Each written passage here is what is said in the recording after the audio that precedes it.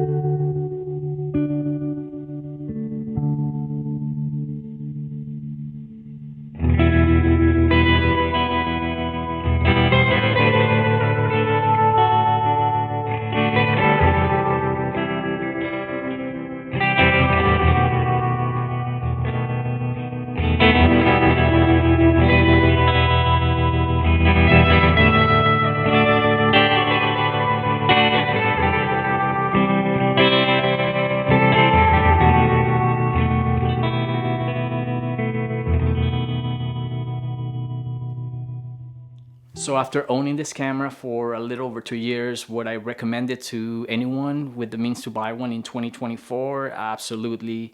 The image quality you get out of this camera is still amazing and holds up to any newer cameras out on the market. The extra layer of sharpness, detail, and tonality you get out of the DNG files is still incredible. However, unless you're not 100% invested in black and white only workflow, then you might want to think it through before pulling the trigger like I did. Now, I got mine at a good deal after selling my Type 240, so it was almost like I had just traded cameras, which sort of justified my purchase. This camera was a camera that I took with me to all of my trips and just regular photo walks, and eventually just felt natural and comfortable to use. I really have nothing negative to say about this camera or the Type 240 system in general, but I did find myself missing colors in certain situations. Now, the problem is that I got so used to shooting with a rangefinder system that I just didn't want to use any other camera for anything else. And there lies a problem I mentioned before. You are stuck with black and white, so you either commit to it or learn to live with it. Now, do I say this with regret? Absolutely not. Has this camera produced some of my favorite images? Absolutely. It's definitely not a camera for everybody. However, once you use it and understand its limitations, for a lack of a better word, you will be rewarded with beautiful images that really rival the look of film. Now, if you're a night street photographer, the high ISO performance is still superior to a lot of modern cameras, and the noise grain is very fine and pleasing to look at. I'm starting to hate using the word filmic when talking about digital photos, but I feel like it's already played out. But in other words, there's a lot of depth and texture to the images that this camera produces.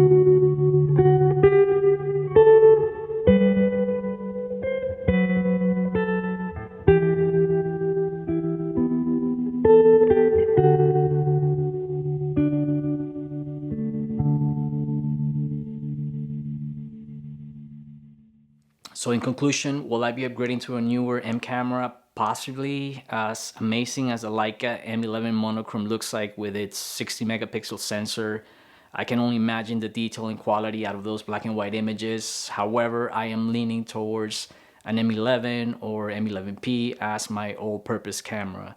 The lack of color, especially when using a camera as a daily driver or on trips, can be sort of a clutch. There were many situations where I felt I needed those colors and I just felt too limited using the monochrome, so we shall see what happens. All right, I hope you all enjoyed this video and the images I've shown you. Let me know in the comments if you have own a monochrome camera, and please share your experiences. I would be really interested to hear that. Now remember to like and subscribe to the channel. It really helps out growing the channel, and I really hope to bring you more photography related content in the future. See you in the next video. Cheers.